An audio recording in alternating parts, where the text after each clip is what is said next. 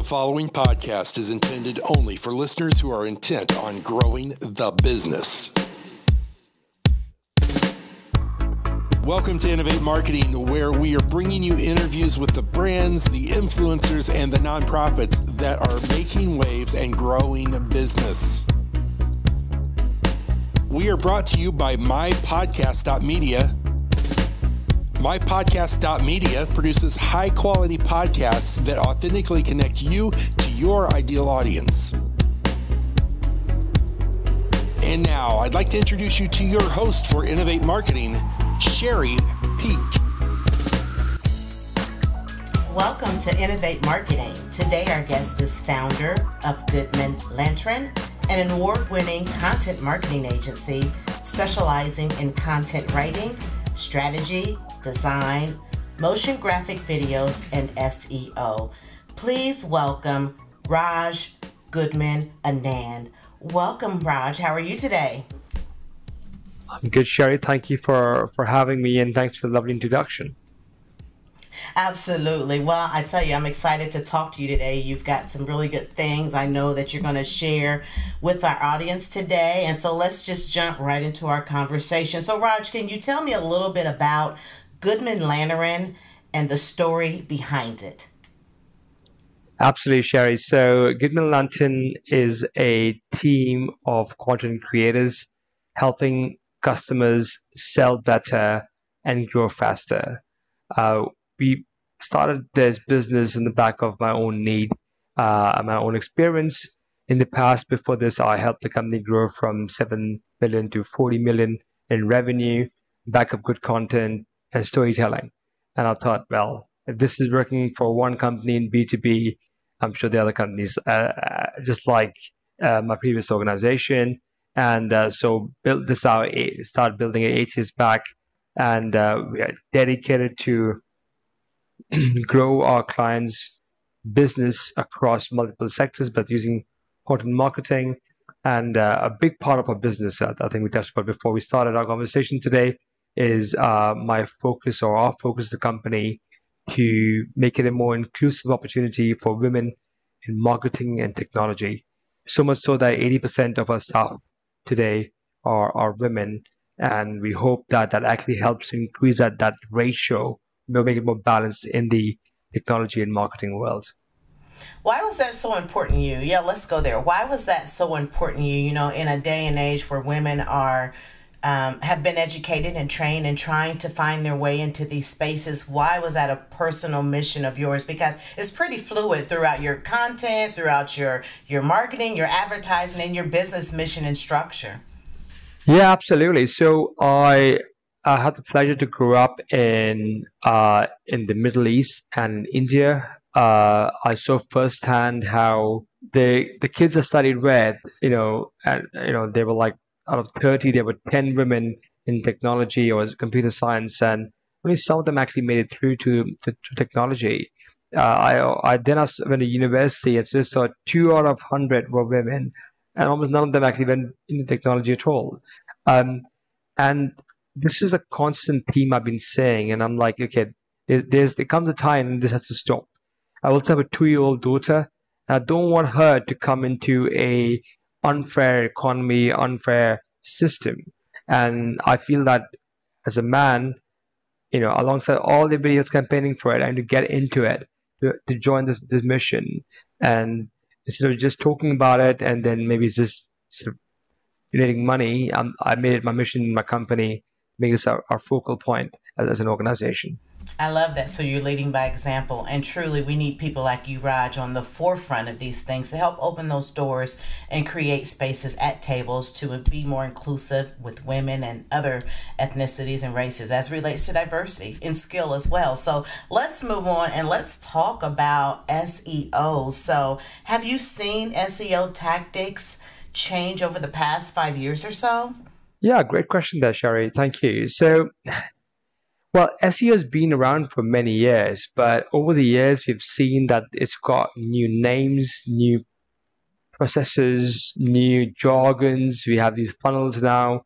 So, I mean, what I'll say is that the SEO market is certainly maturing, and it's certainly getting it has become a mainstream strategy, especially in B2B. I think B2B is where it really is at. And with SEO, uh, I mean, I can't discount the B2C market, but in B2B, I think the main strategy, especially amongst our customers, would tend to be these, very large tech companies.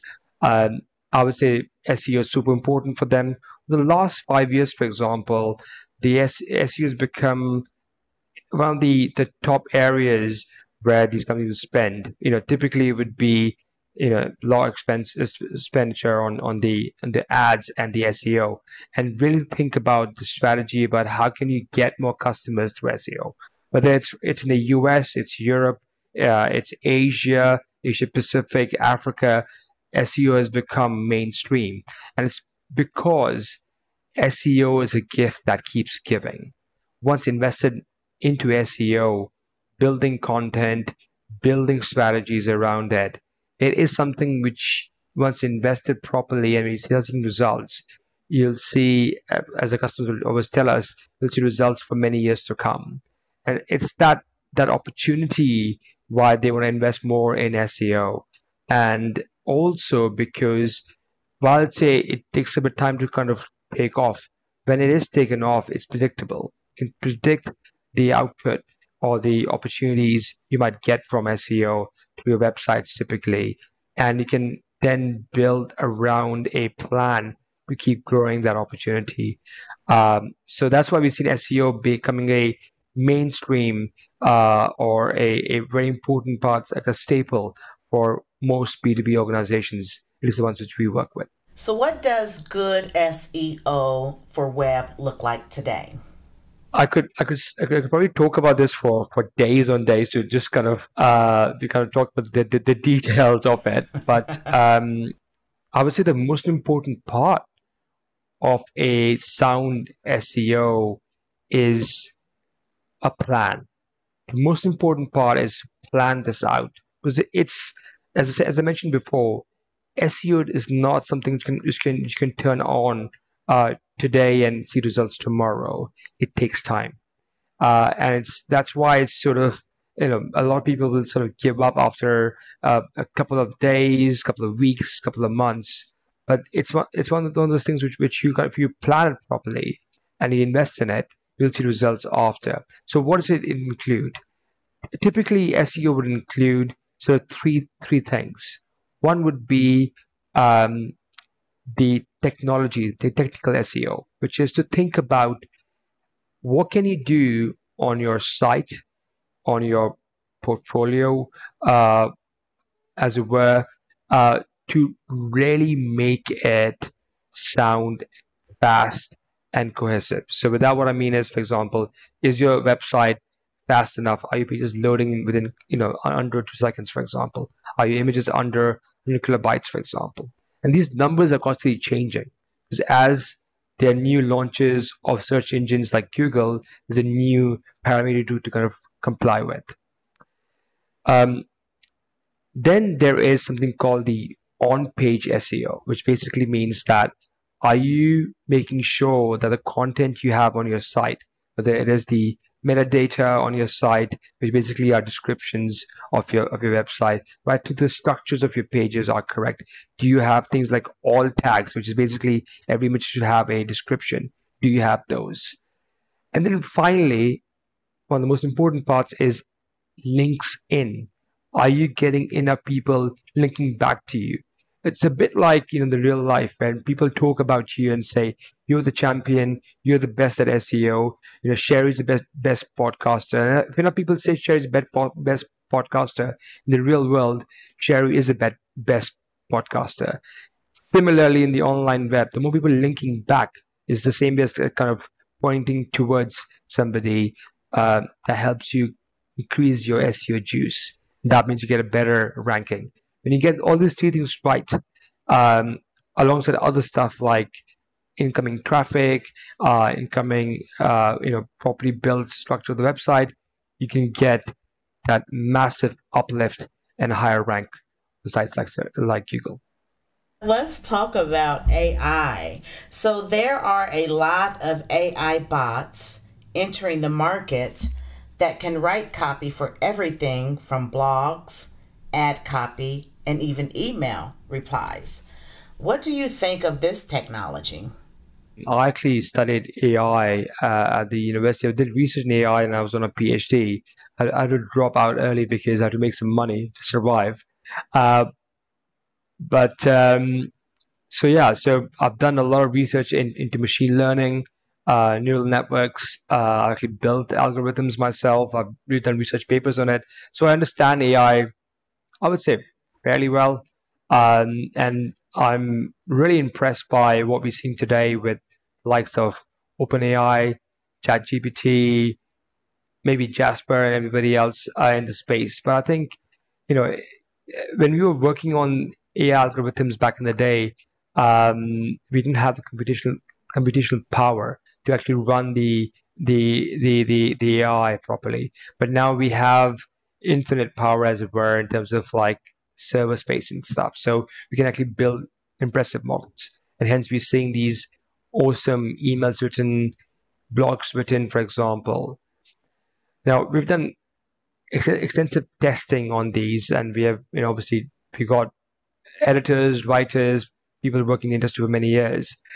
I think it's come to a point where a lot of the research part, a lot of the writing initial bits can be done by AI, but it still needs final checks. It still needs a lot of hand holding towards the end, because especially when it comes to SEO writing, um, you know, Google is smart enough to understand what's written by AI to some extent, and it can figure out what's generated by bots and what's done by real people.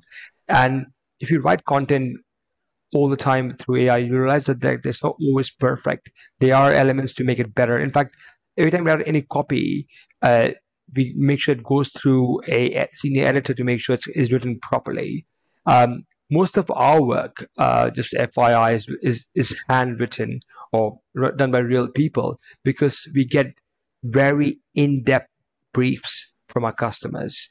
When I say in-depth briefs, is basically everything we do is to be complying with, content style guides, for example. Understanding, having knowledge about the company's way of working, their services, their products, stuff which is not in the open or are available in Google. So that knowledge required, and then writing content in the back of that, still can't be done by AI. It still needs real people to be written and edited. Saying that, some copy which is generic enough can be written by AI, but it can be easily flagged by bots. There are bots out there which can use to figure out if the copy is written by AI or not. So in order to really make sure that a copy is written properly, you can use AI for it initially, but you need to spend, I would say, about 20% of your time to kind of make sure it's properly checked by editors, real people, and then put out there. Otherwise, there will be penalization for your ranking, and that won't be very good for your SEO. On that note, how does AI impact the marketing world in the future? What do you think we'll see happen with that? I mean, we are in a space where things are about to change very rapidly. I mean, AI is becoming smarter, 2x smarter, like every few months, basically. Things are going to change rapidly. I don't even know if Google will be the only search engine which we're looking at. I mean, with Microsoft's involvement in OpenAI, we might see a very different world in the future. Saying that, content has been there for several years. I mean, even Napoleon used to write press releases for his war campaigns. So it's not going to go away tomorrow. We'll still need original copy. We'll still need a original take on stuff, which needs real human impact and real human thought process. Um, that means that we need to make sure that we have to up our game constantly. I think just information which you can copy paste, or you can just generate AI to kind of write content for you, could not cut it.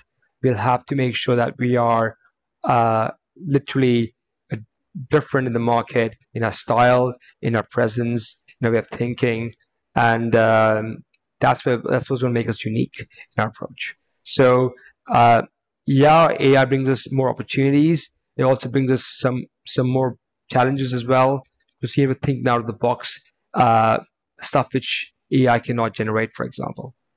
And that's where Goldman Lantern comes in, right? That you could provide these services to help individuals uplevel their content marketing through your different services. And you have those available internationally, right? You have employees that are located in various areas that can offer these services to people looking for them. Yeah, so we are on 5 continents. We service customers on 4 continents, and I think at the moment, I would say most corporate customers, while they are using AI for research, right content is still done by real people, because there's just so much to be done from the point of view of unique propositions, that it needs real people. So yeah, we do that all the time. Our target market tends to be people in the high tech industries, like telecom, financial tech, fintech. We work with a lot of companies in SaaS, software innovation. That's the space we really sit in, and we help our customers. Now, Raj, if you could speak to the content marketers out there listening, what would you tell them is the most important place to focus their efforts on this year? There's no doubt that AI is really interesting. I would say that we all should be watching the space, what's going on. But also, I would say to start thinking about um, the next generation of services and products. Um, I think if our initial service, for example, if a company's initial service was just writing simple copy, or just sort of mashing images together, then I don't think that's going to cut it anymore. It's time to up our game. That's one. Number two, technology is going to take a, a even more importance or precedence in the coming days, weeks, months, years. It's a bit like the Industrial Revolution, when imagine, like, factories, or just sort of spaces doing handlooms, and then here comes the industries, or the factories with machines, and it wiped away jobs in the hundreds of thousands, for example, and it replaced them with machine operators.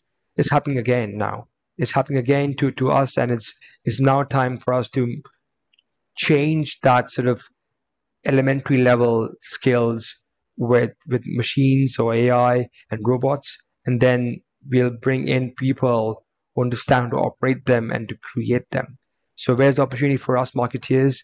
It is to kind of start thinking about how do you build, how do you become part of it? How do you use AI for the initial research, for example, and cut your research time, for example, becoming more efficient, and then using that time to think about unique propositions for our customers. I think that's where the opportunity lies. And the more we can think about AI, use AI, but still have our original style of writing, creating content, the more we can then have a unique play in the market and really help us to the next level. Thank you for sharing that. That was some really good insight and advice. Raj, just before we wrap up our time here today, do you have any final thoughts you would like to leave with our listening audience? I think one thing which I often talk about is about leaving a legacy. I think as individuals, this is my third company, by the way. I've built a company before, sold it before. I've been through that sort of whole loop as well. But I think one thing which is super important for marketeers or business owners, I guess anybody, is to leave a legacy. I think once we start thinking about the greater good, um, and leaving something behind us, the effort we put into it amplifies much more, but also it multiplies in effort as well. So, for example, my mission is to empower women in marketing technology. I invite all of your listeners to think about something like that as well. You have a mission which is beyond making money, because that really helps to um, elevate people and to give something back as well. Um, on that similar note, we're actually launching a new tool called Humanify.ai, where we're using the power of AI and working with real editors, uh, mainly women, um, and to make sure that everything was generated by AI is actually cross-checked by real editors with the industry experience, so that the content we write is actually the high level we're looking for to empower our customers. So I invite you to look at that tool as well. But overall, I just want to say, Sherry, thank you very much for the opportunity. Thank you for giving me a stage, and really appreciate you inviting me onto the podcast. You're welcome, Raj, and we appreciate you coming on and sharing your expertise and your insight, and also leaving us with the charge of leaving a legacy. So thank you very much for coming on and being with us today. My pleasure. Thank you.